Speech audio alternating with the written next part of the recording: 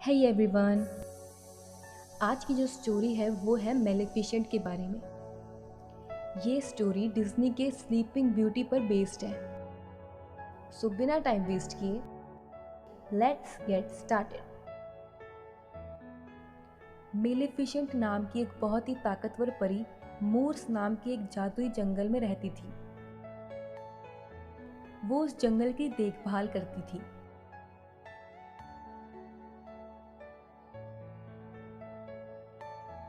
जंगल आम इंसानों के राज्यों के क्षेत्र में था और इंसान ज्यादातर उस जंगल पर अपना कब्जा चाहते थे।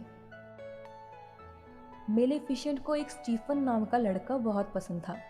वो एक किसान का बेटा था। जब धीरे धीरे मेलेफिसेंट और स्टीफन बड़े हो रहे होते हैं तो उनका एक दूसरे से मिलना बंद हो जाता है और मेलेफिसेंट उस जंगल यानी मूर्स की रक्षक बन जाती है।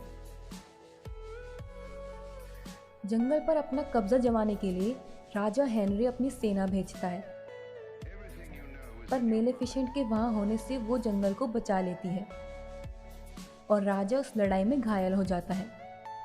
राजा ये ऐलान करता है कि जो भी मेलेफिसेंट को मारेगा उससे उसकी बेटी यानी राजकुमारी से शादी करने का मौका मिलेगा।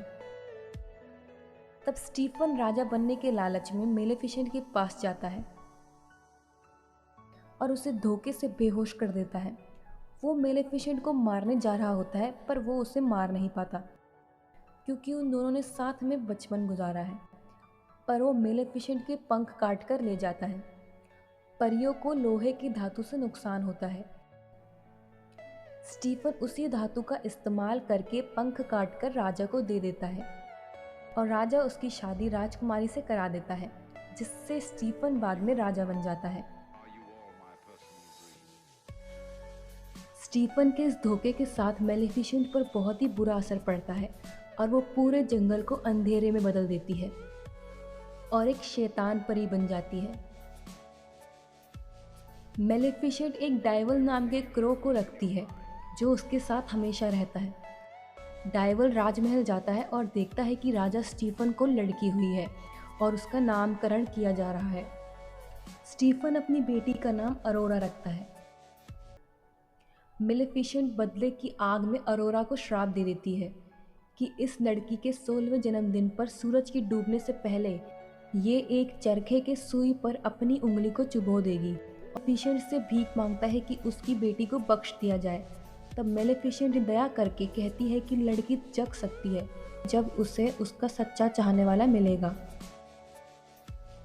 स्टीफन अरोरा के 16वें जन्मदिन के अगले दिन तक उसके बचाव के लिए उसे 3 पिक्सीज के साथ रहने के लिए भेज देता है। स्टीफन राज्य के हर चरखे को खत्म कर देता है और महल के तहखाने में सारे चरखों को जला देता है। पिक्सीज असल में मूर्स में रहती हैं, इसलिए वो अरोरा को भी मूर्स में एक घर में रखती है। पर पिक्सीज बहुत लापरवाह होती है। वो अरोरा का बिल्कुल भी ध्यान नहीं रख पाती।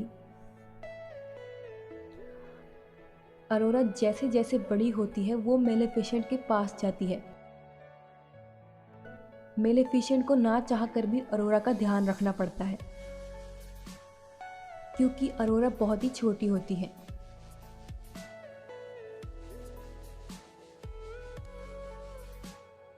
जब अरोरा 15 साल की हो जाती है तब वो अच्छे से मेलेफिसेंट को देखती है और उसे अपनी परी माँ मानती है। मेलेफिसेंट कोशिश करती है कि जो उसने श्राप दिया था वो अरोरा से वापस ले सके, पर वो श्राप इतना ज़्यादा ताकतवर होता है कि खुद मेलेफिसेंट भी उस श्राप को ख़त्म नहीं कर पाती। अरोरा को मूर्स में एरिक नाम का एक लड़का मिलता है और दोनों को एक दूसरे का साथ बहुत ही अच्छा लगता है। अगले दिन अरोरा का 16वां जन्मदिन होता है।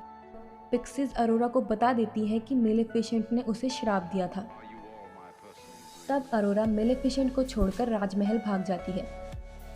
राजमहल में स्टीफन अरोरा के पिता उसकी सुरक्षा के लिए उसे कमरे में बंद करवा देते हैं कि अरोरा किसी भी चरखे के पास ना जाए। मेलेफिसेंट को लगता है कि एरिक के होने से अरोरा उस श्राप से आज़ाद हो सकती है। वो अपने आप महल के तहखाने में चली जाती है, जहाँ पर टूटा हुआ चरखा अपने आप बन रहा होता है। अरोरा उस चरखे के सुई पर अपनी उंगली चुभो देती है और उसी समय गहरी नींद में चली जाती है। कोई कुछ नहीं कर पाता अरोरा को बचाने के लिए, और तब मेलेफिसेंट उसके पास आती है और वो बहुत ही दुखी होती है। स्टीफन को पता चल जाता है कि मेलेफिसेंट महल में है। तब सारे सैनिक मेलेफिसेंट पर हमला कर रहे होते हैं। तब वो अपने क्रो यानी डाइवल को एक ड्रैगन में बदल देती है उसकी मदद के लिए। दूसरी तरफ अरोरा मेलेफिसेंट के पंखों को आज़ाद कर देती है, जिससे मेलेफिसेंट को उसके पंख मिल जाते हैं और वो पहले से भी ज़्यादा ताकतवर हो जाती है। तब स्टीफन और मेलेफिसेंट में लड़ाई होती है, जिससे स्टीफन महल के मीनार से गिर जाता है और मर जाता है। मेलेफिसेंट अरोरा को मोर्स ले जाती है और अरोरा को मोर्स की रानी बनाती है। और ये कहानी यहीं तक खत्म होती है। सो कैसे लगी आप सभी को ये स्टोरी, कमेंट सेक्शन में ज़रूर बताइएगा। अगर आप सभी को मेरी एक्सप्लेनेशंस पसंद आती है तो मेरे चैनल को ज़रूर सब्सक्राइब करिएगा। मैं ऐसी वीडियोस और लाती रहूँगी। सो फिलहाल के लिए बाय बाय।